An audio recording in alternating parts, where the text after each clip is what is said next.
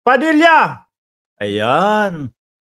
Bakit daw ho maiinit ang ulo ng mga Pinoy ngayon, mga bossing? Isa lang ang naisagot ko agad dyan eh. Mabilis na sagutan eh. Eh paano? Dahil sa inyo. Dahil sa mga DDS, mga kababayan. Oh.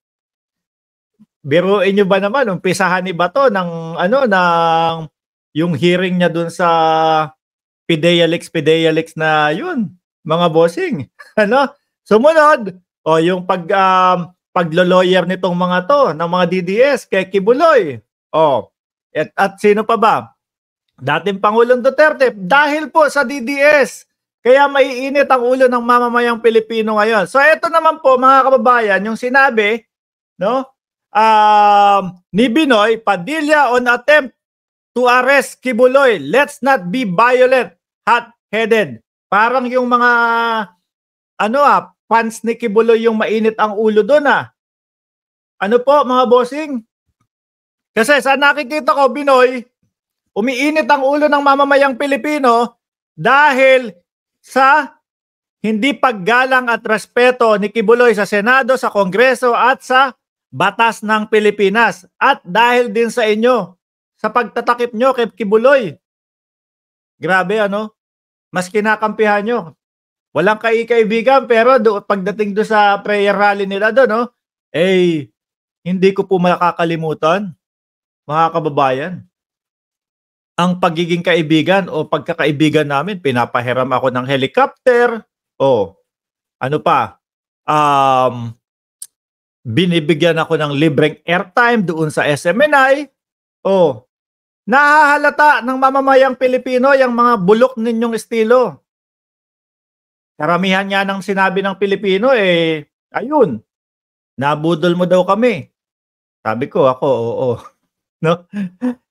Wag daw hong mainit ang ulo, mga kababayan, sa paghuli kay Pastor Kibuloy. Paano hindi init ulo?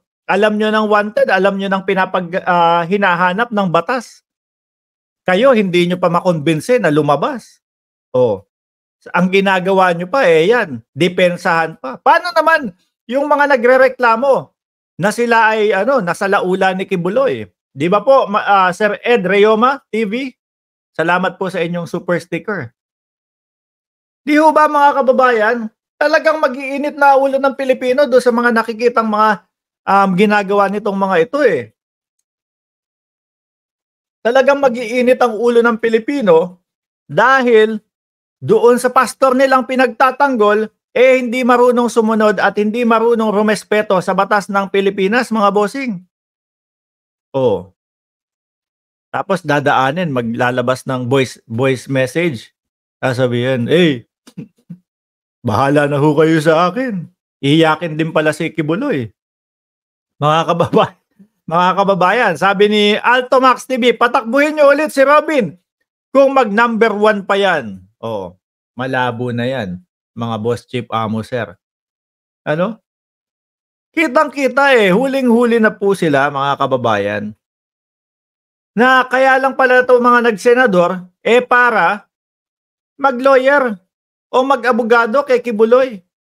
Imbis na sana sila nakikita natin, panawagan, pastor, sumuko ka na. Pastor, kailangan mo ng ganito, ganyan. Igalang mo ang batas ng Pilipinas. Wala tayo nakikitang ganan, mga bossing. Sa halip, talagang pinagtatanggol pa. Nagalit tuloy si Eli Manalili. Pinagtatanggol pa, international wanted. Mas pinapanigan pa ang kriminal. Mga bossing dehado pa daw ho sila, mga kababayan. Dehado pa daw ho sila, mga bossing, doon sa sitwasyon ni Kibuloy. Ibang klase ho, sino ba ang powerful? Sino ba ang may mga high-powered na mga beng-beng dyan? Di ba Kibuloy yun?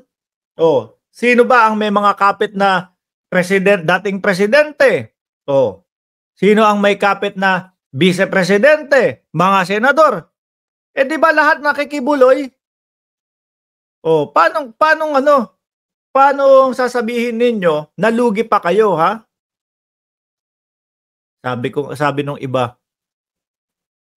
pag etong si Kibuloy ng laban, rekta na to doon sa kanyang doorknob na ano, na diamante.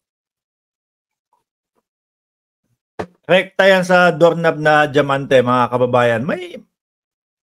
Itong mga DDS, maiinit talaga ang ulo ng mga Pilipino sa mga ganitong tao. Oh. Biruin mo, ang ating presidente, pilit nilang pinapabagsak. Oh.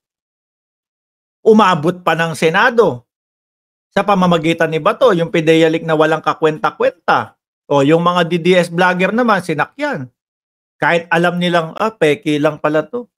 Sige, sakyan natin eh. Gusto din nating mapabagsak ang gobyerno kasi yun yung gusto ng bossing natin. No?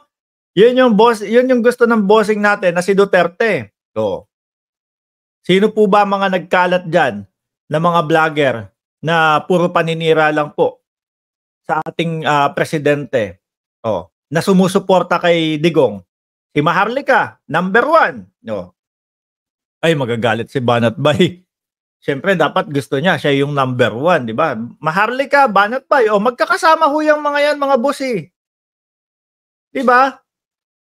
Yung estilo nung kanilang mga ginagawa, lalo na po pagtatanggol dito sa mga ito, mga hinayupak na ito, na talaga namang puro wanted ang mga pinagtatanggol ho, mga bossing. Oh, Bantag, wanted. Kibuloy, wanted. Oh, sino pa? Meron pang isa, Mark. Sino ba? Oh, ipapakita ko sa inyo yung isa din pinagtatanggol nila, mga kababayan. Naging masaya ho sila, mga bossing. Ano? Happy-happy sila. Nakalabas na si Tebes. Sabi ng mga DDS. No, mga kababayan. Kasi naman itong si Topacio Ano?